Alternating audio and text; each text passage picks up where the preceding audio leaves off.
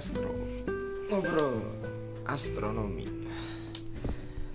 Bagaimana kabarnya teman-teman di tengah pandemi yang masih belum ada titik terangnya ini? Semoga kita selalu diberi kesehatan ya.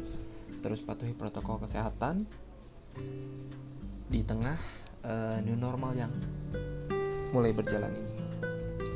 Oke, di episode sekarang ini kita bakal membahas tentang asteroid, perasteroidan ya. Lebih tepatnya Asteroid Day dan peristiwa Tunguska. Sebelum kita masuk itu ke topik yang mau kita bahas, sebelumnya ada yang tahu nggak asteroid itu apa? Nah, jadi buat teman-teman yang belum tahu, asteroid itu adalah bisa dibilang batuan kecil yang mengelilingi bintang atau matahari, dan berbeda dengan planet itu bentuknya tidak bulat karena gravitasinya yang relatif kecil sehingga dia tidak bisa membentuk bulat sempurna gitu. Dan bisa dibilang asteroid juga merupakan sisa-sisa material pembentukan tata surya. Di tata surya kita sendiri, asteroid ini biasanya ditemukan di sabuk asteroid yang letaknya ada di antara Mars dan Jupiter. Atau ada juga asteroid yang kumpulan asteroid yang ada di sekitar planet yang dinamain Trojan. Itu tuh dia mengembang di dalam orbit planet, yang lebih tepatnya dinamakan titik Lagrange atau tempat keseimbangan gravitasi antara matahari dan planet.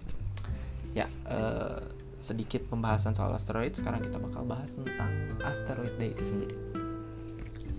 Asteroid Day ini diadakan setiap tanggal 30 Juni untuk memperingati peristiwa Tunguska di tahun 1908. Nah, si gerakan ini tuh diprakarsai oleh Dr. Brian May, seorang astrofisikawan yang juga dikenal, mungkin lebih sering dikenal sebagai gitarisnya Queen. Dan ada juga Danica Remy, ada I think I'm gonna butcher this, Rusty Schwarzkopf,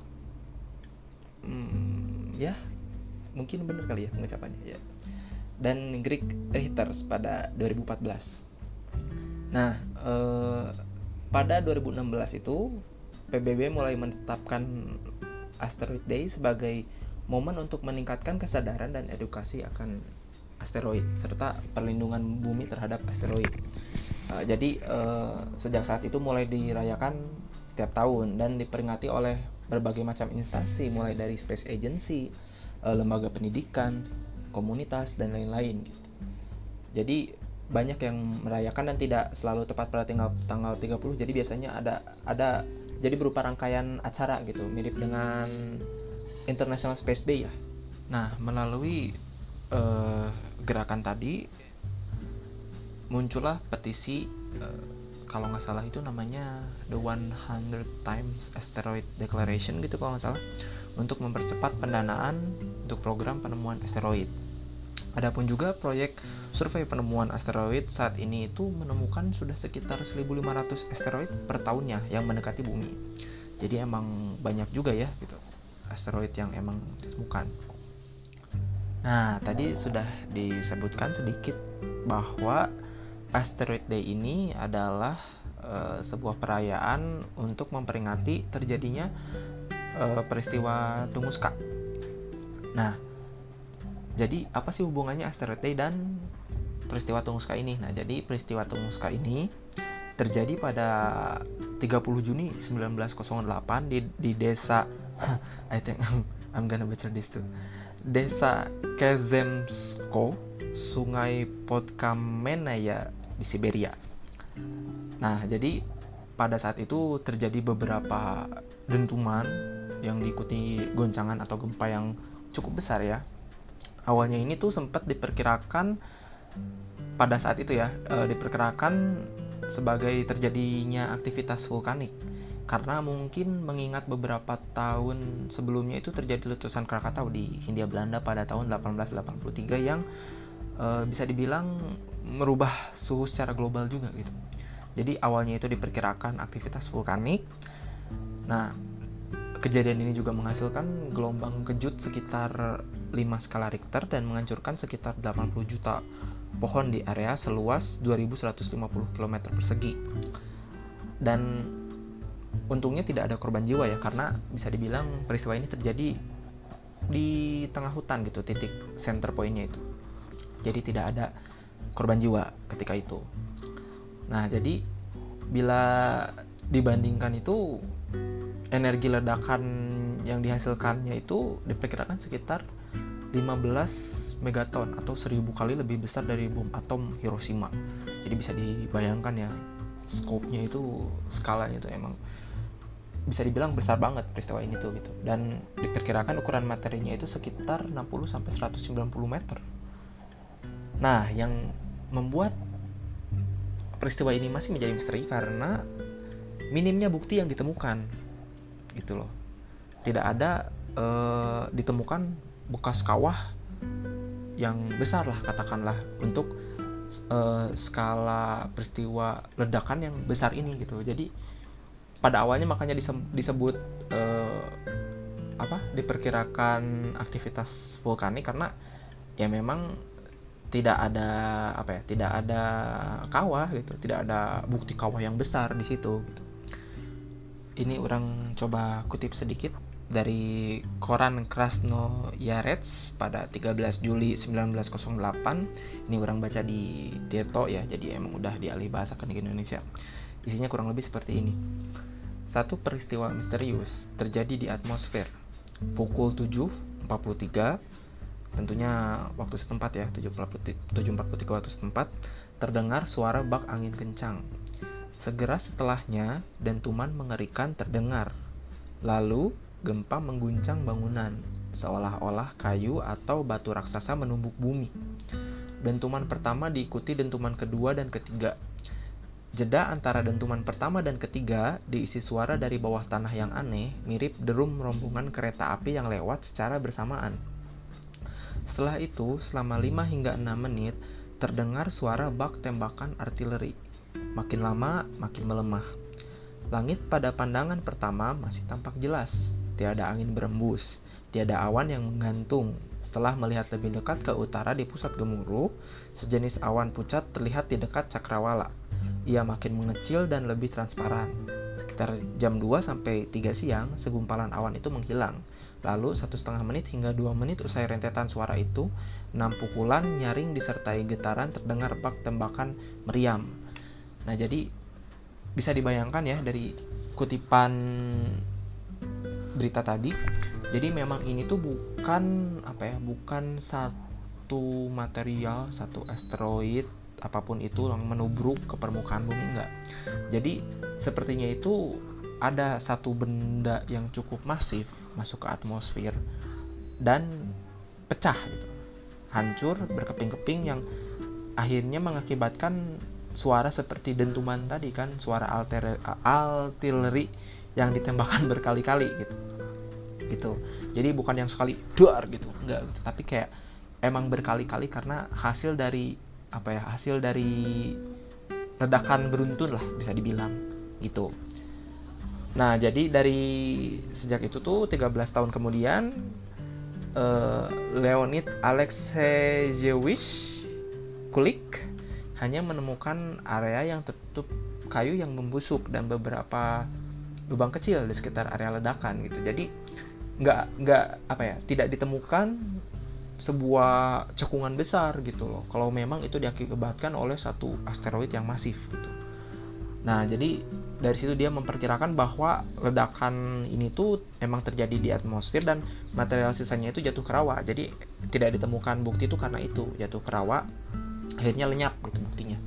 Nah, muncul juga hipotesis lain dari ilmuwan Soviet pada tahun 1934 mengatakan bahwa ledakan ini tuh bukan berasal dari meteorit, bukan dari asteroid, tapi komet.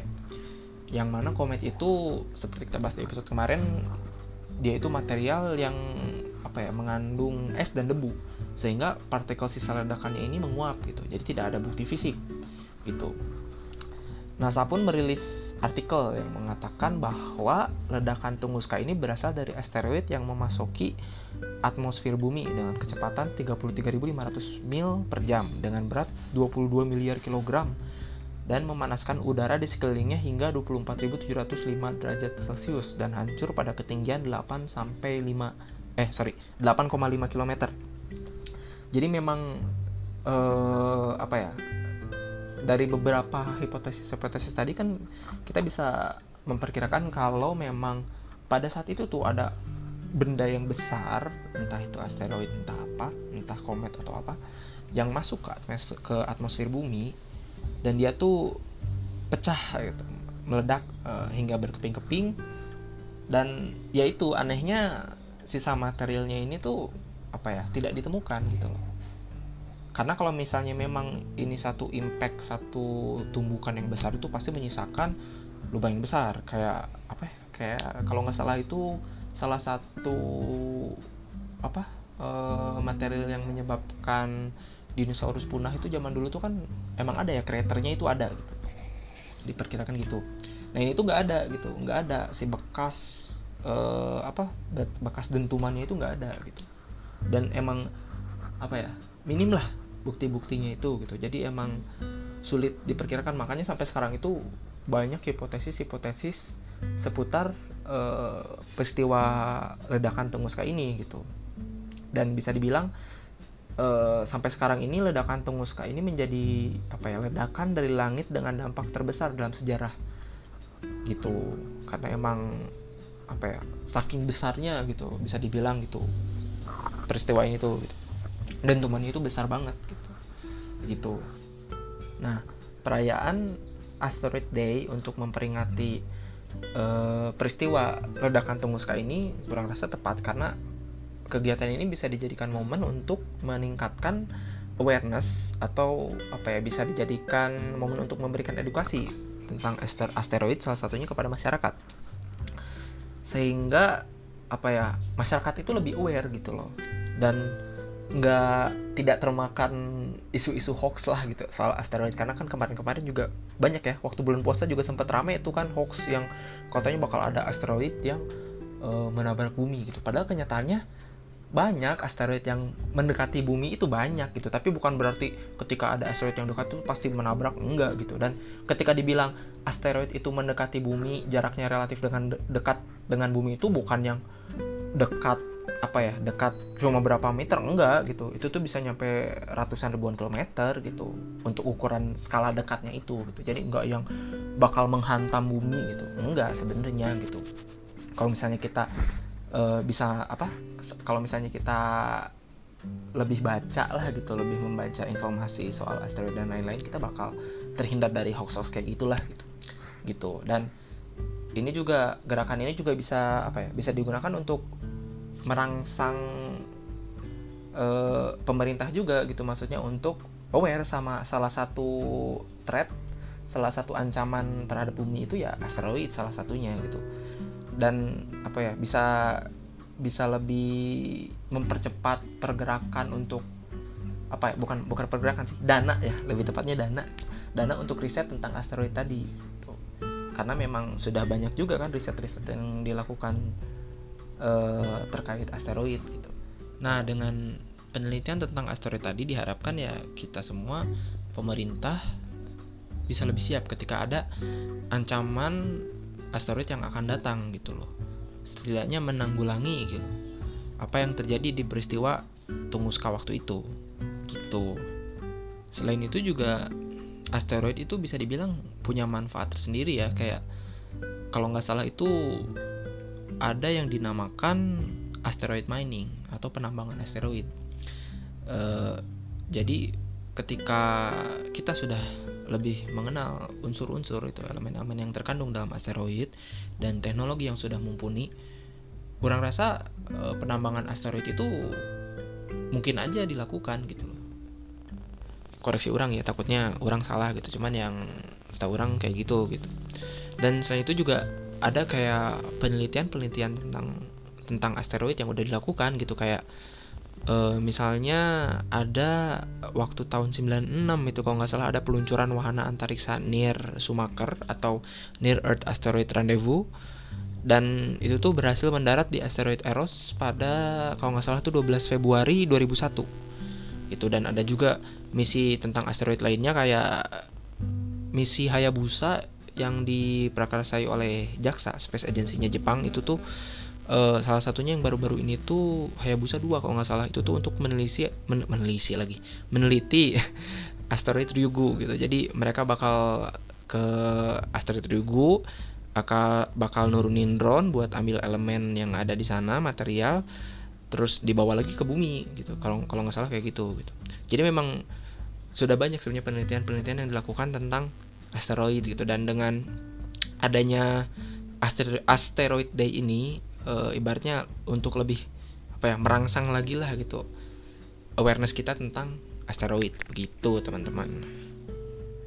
Oke, itu dia sedikit pembahasan tentang asteroid day dan peristiwa ledakan Tunguska. Sebelum orang tutup, orang bakal ngasih sedikit info tentang kalender astronomi di bulan Juli buat teman-teman yang mau ngamat di bulan Juli, karena emang udah masuk kemarau sih kayaknya ya, meskipun masih sedikit hujan gitu. Tapi kayaknya emang udah buat enak untuk pengamatan gitu kan. Buat teman-teman yang mau ngamatin dia sedikit objek atau fenomena langit yang bisa diamati di bulan Juli. Oh iya, info ini orang dapetin dari Twitternya Observatorium Bosca ya. Oke, untuk konjungsi sendiri ada beberapa kali konjungsi sih di bulan Juli. Di antaranya ada pada tanggal 6 Juli itu ada konjungsi antara bulan Jupiter dan Saturnus, dan tanggal 12-nya itu ada antara bulan dan Mars, tanggal 17-nya ada antara bulan dan Venus, dan tanggal 19-nya itu ada antara bulan dan Merkurius. Selain itu juga ada beberapa hujan meteor yang minor ya, yang bakal terjadi di bulan Juli. Di antaranya ada hujan meteor Pisces Austrinid yang puncaknya itu terjadi pada tanggal 28 Juli dengan titik radian di rasi rasinya Pisces Austrinus kalau nggak salah gitu. Dan ada juga hujan meteor Capricornid itu terjadi puncaknya itu tanggal 29 kalau nggak salah dengan titik radian di rasi Capricornus. Dan ada juga hujan meteor Southern Aquarid yang puncaknya itu terjadi tanggal 29 dengan titik radian di rasi Aquarius. Nah, itu dia teman-teman buat yang mau ngamat di bulan Juli gitu. Ada apa aja sih di bulan Juli? Nah, itu tadi beberapa fenomena yang bisa diamatin. Oke teman-teman, sekian episode Nastro kali ini. Maaf sebelumnya kalau orang ada salah-salah kata atau mungkin ada misinformasi dari orang. Teman-teman bisa langsung kontak orang di Twitter atau Instagram di @aaminudin. Atau mungkin teman-teman ada yang mau bikin podcast juga sama orang. Biar ada partner ngobrol juga ya, orang biar nggak ngoceh-ngoceh sendiri doang. Ya, semoga kita semua selalu diberi kesehatan. Meskipun di tengah fase new normal ini kita tetap terus patuhi protokol kesehatan. Sampai jumpa di episode berikutnya. Dadah.